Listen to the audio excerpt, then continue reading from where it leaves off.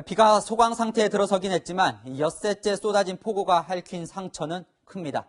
이번 집중호우로 인한 사망자와 실종자가 27명에 달하고 이재민은 2,000명을 넘어섰습니다. 이 통계에는 포함되지 않은 사망자들도 더 있습니다. 강원도 춘천 의암댐에서는 선박 3척이 전복돼 1명이 사망하고 5명이 실종되는 참사가 발생했습니다. 경찰과 소방당국은 실종자들을 찾는 데 주력하고 있습니다. 먼저 장하양 기자입니다. 지금 사람 있어. 뒤집힌 경찰정이 수면 위로 배 바닥을 드러낸 채 의암댐 수문 쪽으로 빠르게 떠내려가더니 곧바로 수문 속으로 빨려 들어갑니다. 좀 어떻게? 강원도 춘천시 의암댐에서 선박 전복 사고가 난 건 오늘 오전 11시 38분쯤.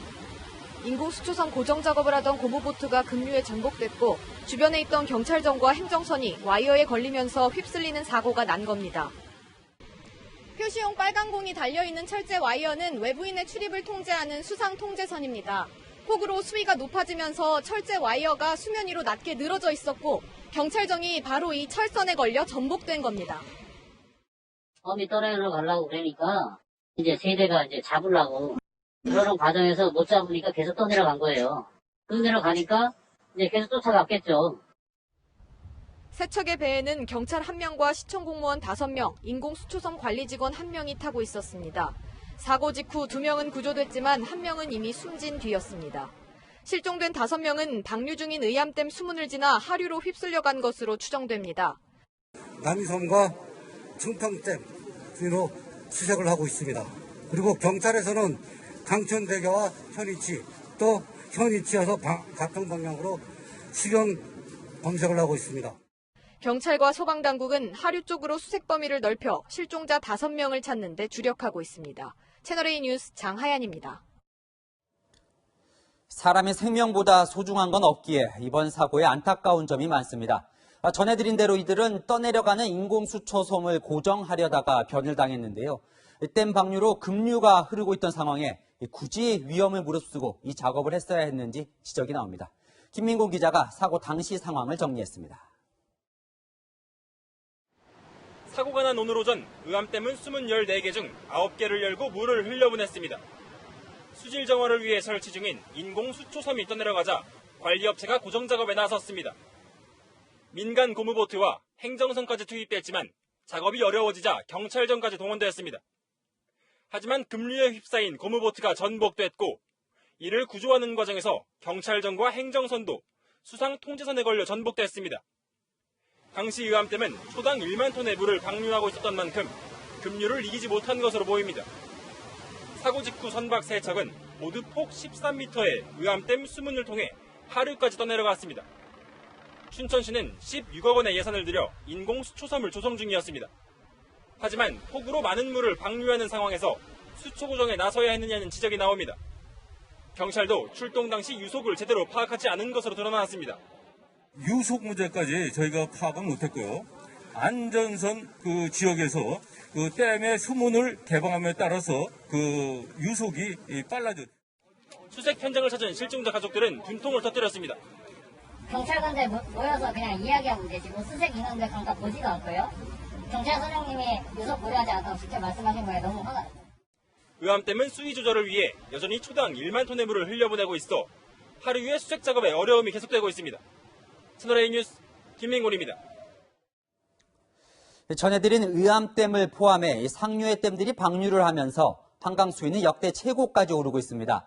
어제 이 시각에 잠수교 수위가 7m를 넘는 수준이라고 전해드렸는데 오늘은 11m를 넘었습니다.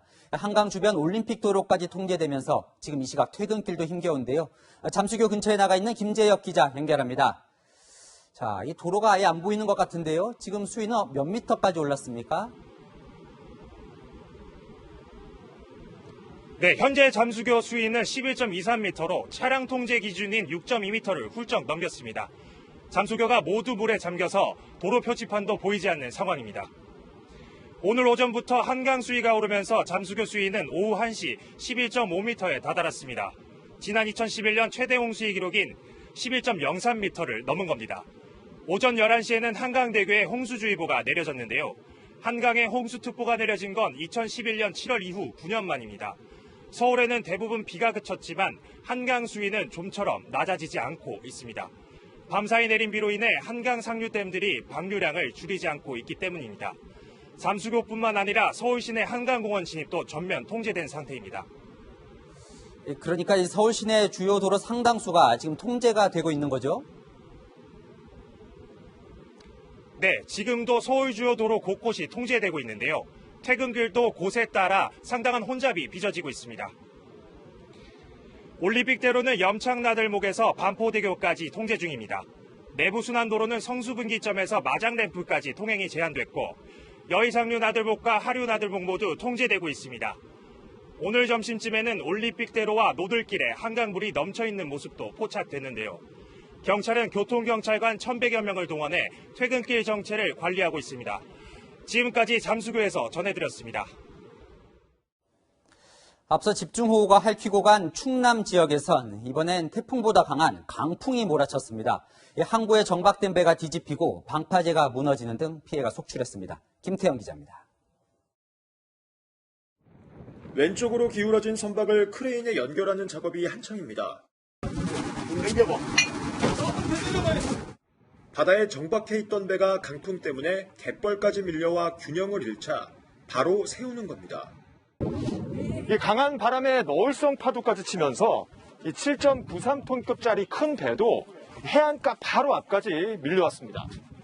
엔진하고 그다음에 배 선체 부분이 다 파손돼서 현재로도 사용 불가능합니다.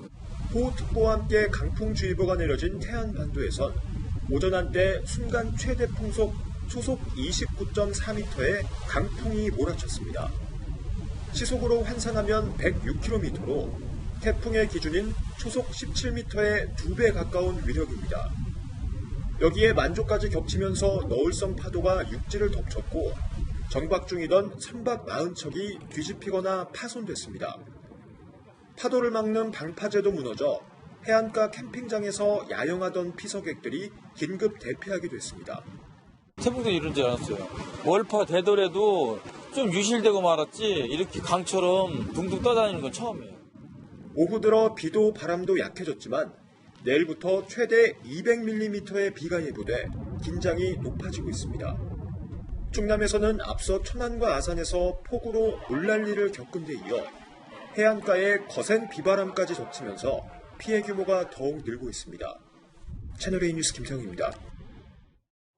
의암댐 사고 소식 전해드렸는데 우리나라 최전방 임진강 군남댐 상태도 위태롭습니다. 이 댐이 버틸 수 있는 최대 수위인 계획 홍수위가 40m인데 오늘 새벽 한때 39.98m까지 육박했습니다. 임진강 인근 지역에는 주민 대피령이 내려지기도 했는데요. 지금은 괜찮은지 현장 취재 기자 연결해 보겠습니다.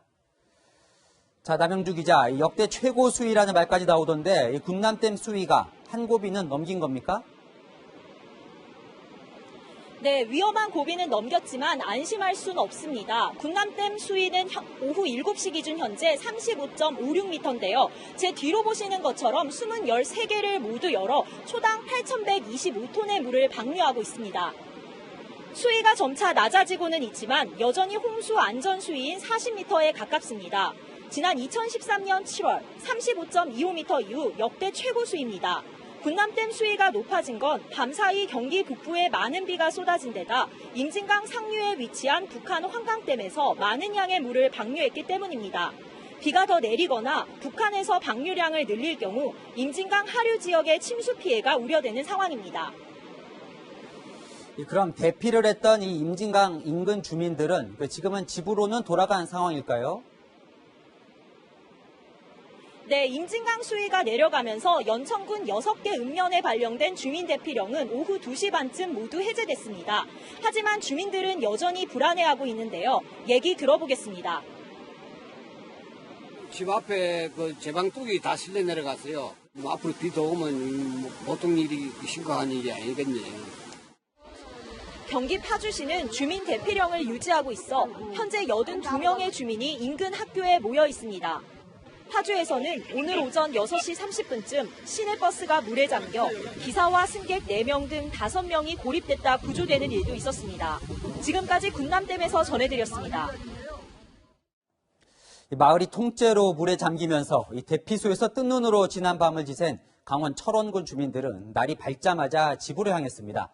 하지만 진흙으로 뒤덮인 집은 복구 작업을 시작할 엄두도 나지 않을 정도였습니다. 망연자실한 채 눈물만 흘리는 그들과 강경모 기자가 함께했습니다. 어제도 하루 종일 울었어요, 제가.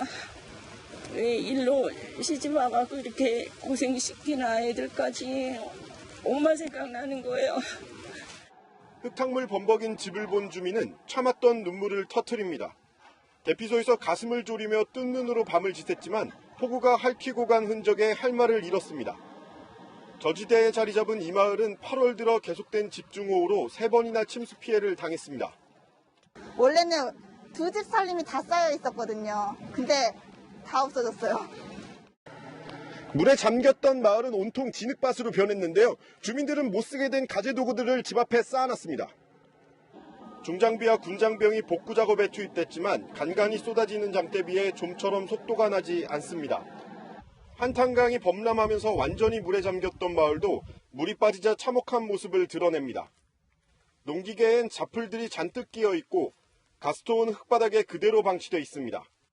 일부 주민들은 아예 복구를 포기하고 대피소로 돌아오기도 했습니다. 치는 게 걱정이야. 사람들이 별로 없잖아. 대부분이 그냥 혼자 사는 분 많이 살아야 2사람 살고 이러는데. 한탄강이 넘친 건 지난 1999년 이후 처음입니다. 아직도 280명이 넘는 이재민이 임시 대피 시설에서 지내고 있습니다. 우리는요 바라는 게 딴 거 없어요. 2주만 시켜준다면 그게 원이에요. 지금까지 750mm가 넘는 비가 내렸던 철원 지역에는 모레까지 최대 100mm의 비가 또 예보돼 있습니다. 채널A 뉴스 강경모입니다.